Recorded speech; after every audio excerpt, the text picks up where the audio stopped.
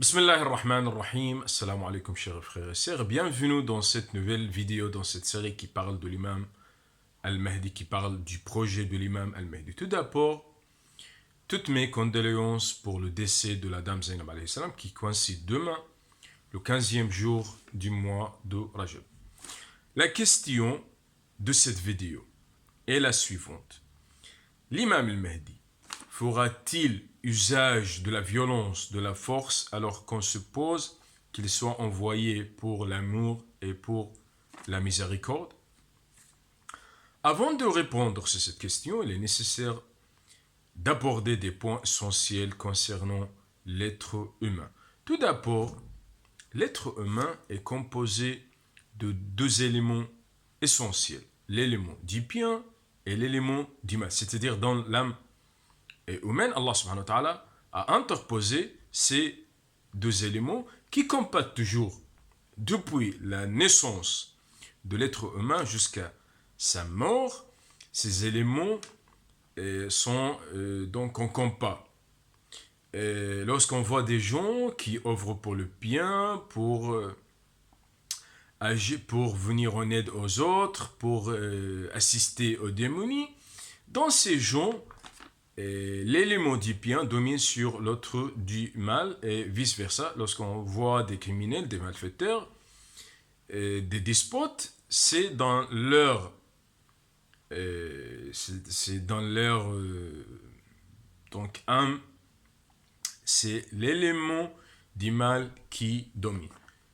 Si on suppose que lorsqu'on veut traiter les gens en supposant que ces gens sont des gens du bien, sont des gens qui agissent pour le bien, sans voir la question du mal dans leurs âmes, ce n'est pas vrai, ce n'est pas juste, parce que nous allons éliminer l'un des éléments qui composent l'être humain.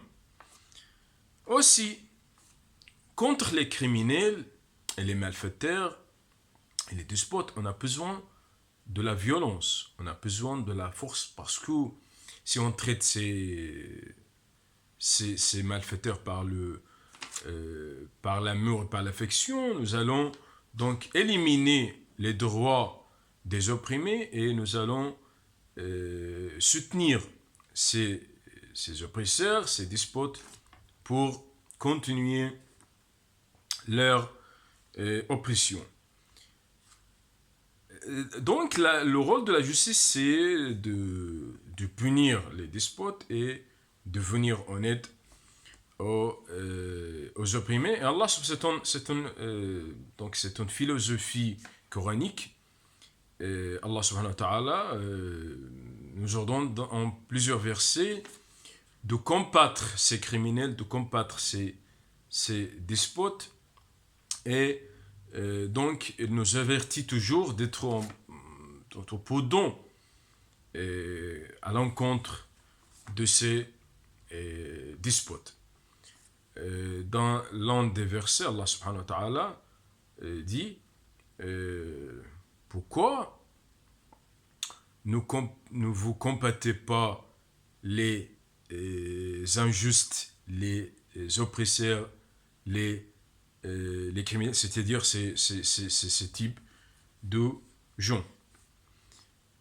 Et lorsqu'on lit l'histoire des prophètes, par exemple, tous les prophètes, sans exception, on trouve que la première mission dont un prophète ou un messager s'est chargé, c'est d'éliminer l'oppresseur, le despote dans la période où il a été envoyé. Le prophète Moussa alayhi salam, le prophète Ibrahim, le prophète Mohammed, ce sont des exemples authentiques. Lorsqu'ils ont été envoyés, et ils ont combattu Namroud, ils ont combattu, c'est-à-dire le prophète Moussa alayhi salam a combattu Pharaon, le prophète Ibrahim contre Namroud, et le prophète Mohammed sallallahu alayhi wa sallam contre l'adoration des païens, contre l'arrogance des Qurayshites. Et Donc, c'est tout d'abord, il faut éliminer les injustes pour arriver à réaliser la justice entre les gens. Cette dualité entre la violence et l'amour, c'est une dualité concomitante, stable toujours. C'est-à-dire, il faut traiter les injustes, les oppresseurs par la force, par la violence, et traiter les gens par l'amour, les affections, c'est-à-dire les gens qui agissent pour le bien. L'imam al-Mahdi, son rôle sera de suivre cette méthode, cette approche, même d'une manière égale. C'est-à-dire, la violence et la force sera utilisée de la même proportion contre ce mal. Aussi, l'amour sera reflété par la même proportion pour l'amour. Mais pourquoi cette question, il est important de voir pourquoi cette question est suscitée. Que l'imam al-Mahdi ne fera aucun usage de la force, il fera usage de l'amour, de l'affection, c'est pour avoir des sympathisants pour la cause de l'imam al-Mahdi, pour soutenir le projet. Mais ce n'est pas vrai. On n'a pas le droit de déclarer, de dire une autre chose autre que la vérité, de dire aux gens que l'imam al-Mahdi ne fera usage que par de l'amour, de l'affection pour les gens. Mais par quelle manière il va traiter les despotes, il va traiter les criminels, il va traiter les malfaiteurs, c'est par la force, par la violence, parce que